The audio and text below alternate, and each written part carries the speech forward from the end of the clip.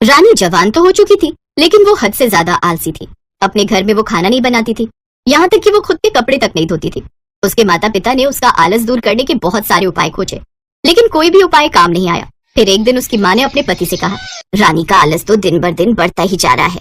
हमने सोचा था कि जब ये बड़ी हो जाएगी तो इसका आलस भी खत्म हो जाएगा, और इसका आलस तो दिन ब दिन बढ़ता ही जा रहा है।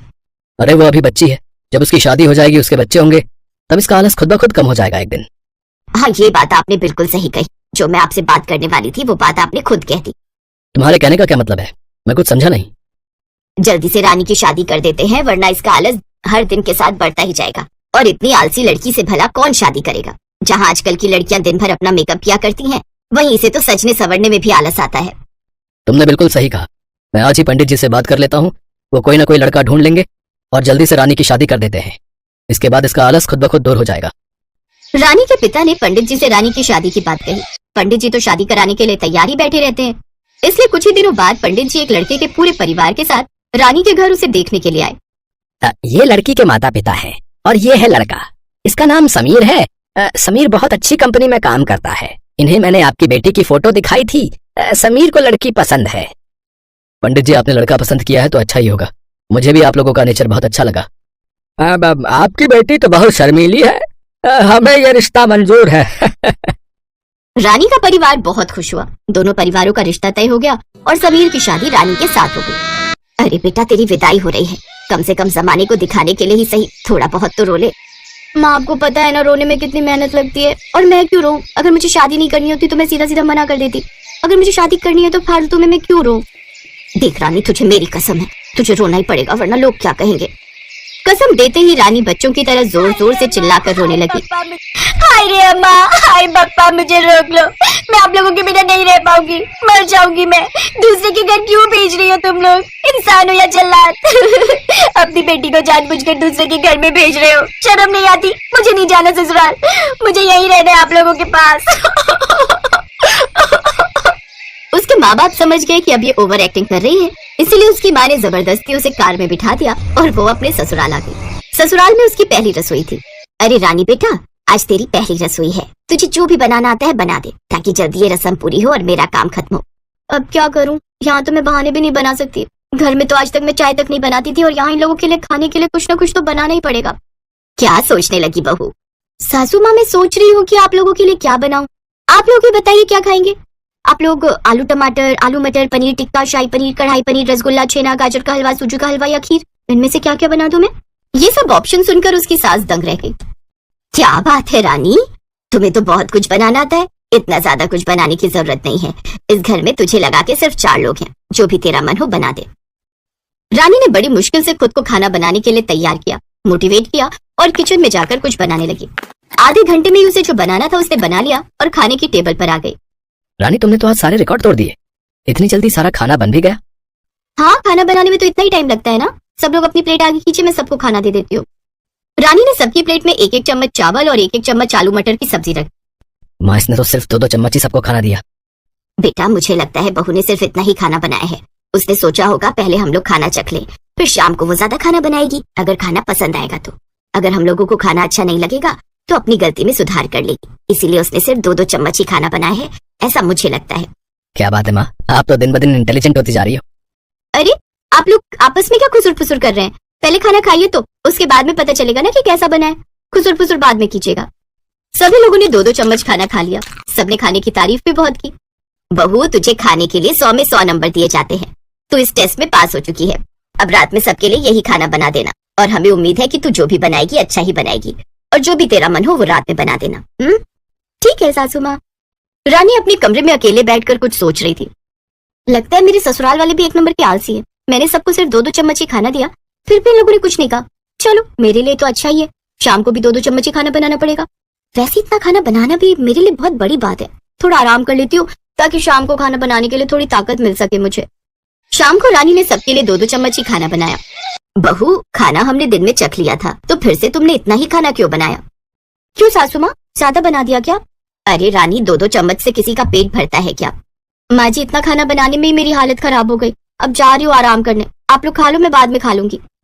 इतना कहकर रानी आराम करने चली गई। माँ, ये तो एक नंबर की आलसी निकली। मैं अभी ससुर जी से बात करता हूँ। नहीं बेटा, एक बाप जब अपनी बेटी दान कर देता है उसके बाद ससुराल वालों की ही जिम्मेदारी बन जाती है उसकी। बहू की शिकायत उसके मायके में करना ये हमारे संस्कार नहीं है बेटा। मैं खाना बना लिया करूंगी, धीरे धीरे बहू को भी सुधार दूंगी। ठीक है माँ, आप जैसी सास हर लड़की को मिले। कई दिन बीत गए लेकिन रानी का आलस कम नहीं हुआ। सारा खाना उसकी सास को ही बनाना पड़ता था। एक दिन उसकी सास अकेले किचन में खाना बना रही थी। उसके ससुर और समीर भी घर पर नहीं थे। तभी अचानक गैस ने आग पकड़ ली। सास किचन से बाहर आ गई लेकिन सिलेंडर भभक भभक कर जल रहा था। तभी रानी भाग कर आई और उसने बिना डरे एक कंबल सिलेंडर पर डाल दिया जिससे आग बुझ गई। बहू, तूने तो कमाल कर दिया। आज पहली बार तुझे इतनी फुर्ती में देखा मैंने भी। रात को जब सब लोग घर आए तो उसकी सास ने सबको पूरी बात बताई। तभी रानी सभी के लिए बहुत सारा खाना बनाकर लाई। अरे बहू, आज तो ये दूसरा कमाल हो गया। माँ जी, आग लगने की घटना से मेरे अंदर का आलस पूरी तरह मर गया। लोग सही कहते हैं, जो होता है अच्छे के लिए होता है। इस तरह रानी का आलस हमेशा के लिए खत्म हो गया और वो लोग खुशी खुशी रहने लगे। बंटी और बबली दोनों सगी बहनें, दोनों ही एक नंबर की चालाक थी। वो बूढ़ी औरतों का भेष बनाकर अलग अलग गांव में जाती थी और जहां भी सीधी साधी अमीर सेठानी औरतें दिखाई दें उनको ठग लेती थी। अरे मोरी मैया, ये तो सच में जादू हो गया। मुझे भी कोई ऐसी दवाई दे दो। मैं तो बिल्कुल ऐसी 20 साल की जवान लड़की बनना चाहती हूँ। मेरे पति तो मुझे पसंद ही नहीं करते, हमेशा मुझे बुढ़िया बुढ़िया कहकर चिढ़ाते रहते हैं। सही कह रही हो बहन, मेरे पति भी मुझे ऐसे ही सुनाते हैं कि तू तो अब बूढ़ी हो गई है, तेरे ऊपर कुछ पहना ओढ़ा अच्छा नहीं लगता। अब दिखाऊंगी मैं कितनी सुंदर लगती हूँ। वैसे ये दवाई खाकर हम कितने दिन में जवान हो जाएंगे? बस एक बार ये 1 हफ्ता दवाई खा लो, उसके बाद आने वाले 1 हफ्ते के अंदर तुम्हारे अंदर बदलाव आ जाएगा। पर ये दवाई महंगी है, इतना याद रखो। 51,000 रुपए का शगुन डालना पड़ता है तब ये दवाई मिलती है और तभी ये अपना असर दिखाती है। अब तुम पांचों अगर जवान होना चाहती हो तो कल 51,000 रुपए ले आओ और ये दवाई ले जाओ। अरे वो तो कोई दिक्कत नहीं है, पैसों की चिंता तुम ना करो, हम कल ही ले आएंगे। पर मेरी तो अब बहन की लड़की की शादी है, मैं सोच रही हूँ कल से दवाई शुरू कर दूं। हाँ, कल से ही दवाई शुरू कर दो, तभी आप मेरी तरह सुंदर बन पाओगे। ठीक है, तो फिर हम सब कल पैसे लेकर आ जाएंगे, तुम हमें दवाई दे देना। मोहनपुर गांव की सारी अमीर बड़े घर की औरतें बंटी और बबली के झांसे में आ जाती हैं और उनसे दवाई खरीद लेती हैं। बंटी और बबली तो अपना काम करके उन औरतों को ठग कर कब का वहां से रफू चक्कर हो चुकी थी, पर मोहनपुर गांव की औरतें अपना सिर पीटती रह गई। उनके घर में सभी उन्हें डांटने लगे। अरे तुम पागल हो क्या? तुम्हारी उम्र हो गई, बाल पक गए, पर अक्ल अभी भी बच्चों वाली है। ऐसे भला दवाई लेकर कोई इतना जवान हो जाए कि 20 साल की लड़की बन जाए? तुम्हें क्या हो गया था? बताओ, फालतू के पैसे खराब हो गए और वो औरतें तुम्हें ठग कर चली गई। अरे मुझे अकेली को क्यों डांट रहे हो? सब किया धरा उस सुशीला का है, वही मुझे उन औरतों के पास ले गई थी। पर मुझे अभी तक समझ में नहीं आ रहा है कि उनमें से एक बूढ़ी दादी और वो उसकी पोती, क्या जो हमें पागल बना रही थी वो दादी पोती है क्या? तुम यहाँ अपना गणित लगाती रहो और वो दोनों राम जाने किसी और को लूट रही होंगी। बिल्कुल सही। बंटी और बबली अब सीतापुर गांव में पहुंच चुकी थी। अब उनका अगला निशाना यहाँ की अमीर घर की औरतें। बंटी, चल अगला निशाना ढूंढते हैं, थोड़ा गांव में घूम आए। ठीक है, पहले इन सबका विश्वास भी तो जीतना होगा। अरे वो तो हमारे बाएं हाथ का खेल है। बंटी और बबली दो बुढ़िया बनकर सीतापुर गांव में घूमने लगी। वो एक चौपाल के पास से गुजरी। वहाँ कुछ बड़े घर की औरतें बैठी हुई आपस में गप्पे मार रही थी। बंटी और बबली जानती थी कि ये सही मौका है। अरे लाजवंती, कितने दिन में मैं जवान हो जाऊंगी? दवाई की 5 खुराक तो मैंने खा ली है। सुमित्रा, तुझे सब्र नहीं है। मैंने तुझे कहा ना, तू देखना सुंदर लड़की में ना बदल जाए तो मेरा नाम बदल देना। मैंने भी वो दवाई शुरू कर दी है। अरे हम जैसी बहुत बूढ़ी औरतें उस दवाई को खाकर जवान हुई हैं। ये दोनों बुढ़िया औरतें गांव में नई दिखाई दे रही हैं, पर ये किस दवाई की बात कर रही हैं? जरा पूछ तो। अरे बहन जी, जरा रुकना, आपको इस गांव में पहली बार देखा है। आप ये किस दवाई की बात कर रहे हो? जी नमस्ते। हम दोनों तो बूढ़े से जवान होने की दवाई की बात कर रहे हैं। हम वो दवाई खा रहे हैं। अब बूढ़े शरीर से काम नहीं होता, उम्र हो चली है, शरीर कमजोर हो गया है। हमें किसी ने दवाई दी थी कि इसको खाने से हम बहुत जल्दी जवान लड़की बन जाएंगे, तो हम इसी बारे में बात कर रहे हैं। हाय हाय हाय, सचमुच बुढ़ापा झेला ही नहीं जाता। कभी कोई बीमारी शरीर को घेर लेती है तो कभी कोई। हमसे अब बुढ़ापा सहन नहीं होता, इसलिए हम जवान होने की दवाई खा रहे हैं। अच्छा, तो उससे कोई भी जवान हो सकता है? अगर हम लोग वो दवाई खाएं, क्या तुम हमें भी वो दवाई दे सकती हो? हाँ, क्यों नहीं, वो दवाई तो हम जरूर दे सकते हैं। उसके लिए 51,000 रुपए देने होंगे, वो शगुन होता है। हाँ ठीक है, पर पहले आप हमें इस बात का सबूत दो कि वो दवाई सचमुच हमें जवान बना देगी। मेरी दवाई को 5 दिन हो चुके हैं, बस कल एक दवाई और लेनी है, फिर फिर परसों मैं तुम्हें एक जवान लड़की के रूप में दिखाई दूंगी। ठीक है, तो फिर हम परसों ही दवाई खरीदेंगे। पहले तुम्हें देख तो ले, आजकल चोर उचक्के बेईमान ठग बहुत लूटने लगे हैं। अरे तो ठीक है, आप जब परसों सुमित्रा को लड़की के रूप में देखोगे तभी आपको विश्वास होगा। यार बबली, अब कुछ दिनों के लिए बाहर घूमने चलेंगे, बस ये थोड़े और पैसे आ जाए। बहुत थक गई हूँ मैं ये बुढ़िया बन बनकर। ठीक है, बस ये काम हो जाए, फिर इस बार हम लंबी छुट्टियों पर चलेंगे। बंटी और बबली इस बार बहुत खुश थी क्योंकि उनके पास इस बार बेईमानी के बहुत सारे पैसे जुड़ चुके थे। अगले दिन गांव की सारी अमीर घर की औरतें बंटी और बबली के पास दवाई लेने पहुंच जाती हैं। ये मेरी ननद है, कल ही दूसरे गांव से आई है। मैंने इसे भी आपके बारे में बताया तो ये बोल रही है कि इसे भी वो दवाई चाहिए जिससे आप बूढ़े से जवान हो जाओ। वैसे आपकी दूसरी साथी कहाँ है? क्या वो जवान हो गई?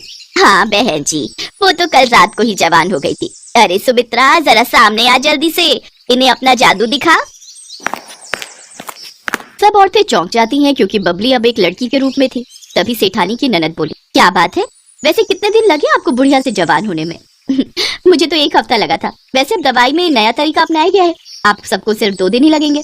अब आप जल्दी से ये पैसे जमा कर दो तो हम आपको दवाई दे दे। 2 दिन का इंतजार क्या करना है, मैं आपको अभी लड़की बनकर दिखा देती हूँ। सेठानी की ननद कोई बूढ़ी औरत नहीं थी, बल्कि सेठानी की भतीजी ये सब नाटक कर रही थी, जो पिछली रात ही अपनी बुआ के घर रहने आई थी। जब सेठानी की भतीजी रीमा को ये बात पता चली तो उसे दाल में कुछ काला लगा, क्योंकि उसकी अपनी सहेली की माँ के साथ ऐसा हो चुका था और वो बदमाश औरतें कहीं नहीं मिल रही थी।